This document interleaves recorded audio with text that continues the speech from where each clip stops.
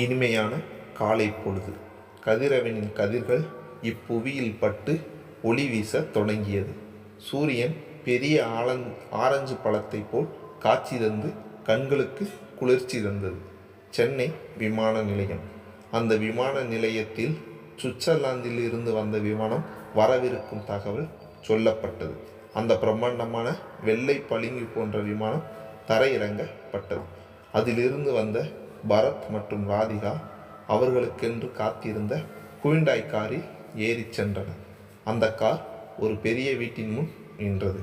ரதி, எனக்கு ஒரு முக்கியமான வேலை வந்துருச்சு, நீ போய் ரெஸ்ட் எடுத்துக்கோ, நான் கொஞ்ச நேரத்தில் வந்துடுவேன், லவ் யூ டார்லிங் என்று ராதிகாவின் நெற்றியில் இதழ் பதித்து சென்றான் பரத்.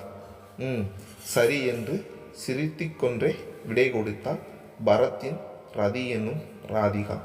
ராதிகா அழகில் ரதி போன்றவளே, மென்மையான மனம் கொண்டவள், எல்லோரும் நன்றாக இருக்க வேண்டும் என நினைப்பவள். நடுத்தர வர்க்கத்திற்கும் கீழ்தான் அவளின் குடும்பச் சூழல். அவளுக்கு அம்மா, அப்பா, தம்பி, தங்கை என்று உள்ளனர். அப்பா 5 வருடங்களுக்கு முன்பு இறந்து விட்டார். பிறகு குடும்ப பொறுப்பை ராதிகா எடுத்துக்கொண்டாள். அவள் வேலை பார்த்த கம்பெனியின் முதலாளிதான் பரத். அவளின் அழகு, வேலையில் காட்டும் அக்கறை, தன் குடும்பத்தின் மேல் வைத்துள்ள பாசம் என அவளின் மேல் காதல் வந்ததற்கான காரணங்கள் பல உண்டு. ஆனால் அவனின் ரதி மறுத்துவிட்டாள். பிறகு ஒரு வழியாக திருமணம் செய்தால் அவளின் அம்மாவிடம் பேசி திருமணம் முடிந்தது. பின் 1 மாதம் சுவிட்சர்லாந்துக்கு தேனிலவு போய் இப்போ வந்திருக்கின்றனர். வேலை முடிந்து பரத் வந்தான். என்னங்க, சொல்லு ரதி, வெளியே போகணும், வர்றீங்களா என்றான். ஷாப்பிங் போகணுமா ரதி? இல்லைங்க, அம்மா வீட்டுக்கு கூட்டிகிட்டு போகிறீங்களா? ப்ளீஸ், அம்மாவை பார்க்கணும், தம்பி தங்கச்சியெல்லாம் பார்க்கணும் போல இருக்குன்னு சொல்லும்போதே குரல் தழுதழுத்தது. கண்களில் கண்ணீர் தேங்கி நின்றது. ரதி, டோன்ட் கிரை, சரி வா போகலாம். ரதி முகத்தில் அவ்வளவு சந்தோஷம். நான் ரெடி, போகலாம் என்றாள் ரதி. அவனின் கார் ஒரு சிறு வீட்டின் முன் நின்றது. அவள் தம்பி, தங்கை, அம்மா, அக்கா, மாமா வந்திருக்காங்கன்னு அவங்களுக்கு ஒரே ஜாலிதான். ரதி அம்மா, வாங்க மாப்பிள்ள, வா ராதிகான்னு ஒரே உபசரிப்பு தான். அப்புறம் ராதிகா வாங்கி வந்தது எல்லாம் கொடுத்தாள் அவள் அம்மாவிடம். அவளின் வீடு ரொம்ப சின்னது தான். படுக்கறை கூட தனியாய் கிடையாது. ஒரு ஹால் மட்டும்தான்.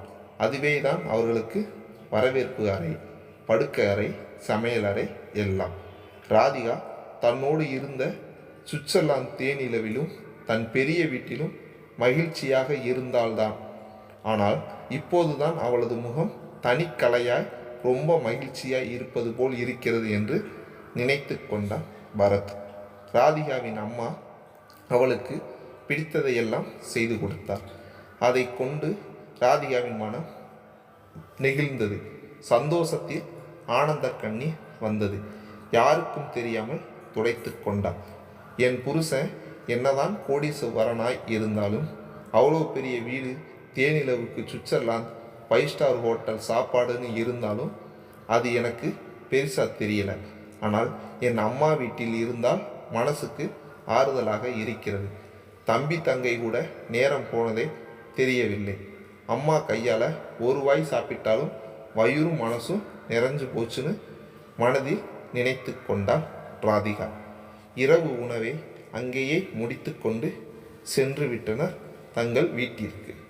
தாய் வீடு குடிசையானாலும் அந்த வீட்டில் பிறந்த பெண்ணிற்கு அது அரண்மனையே.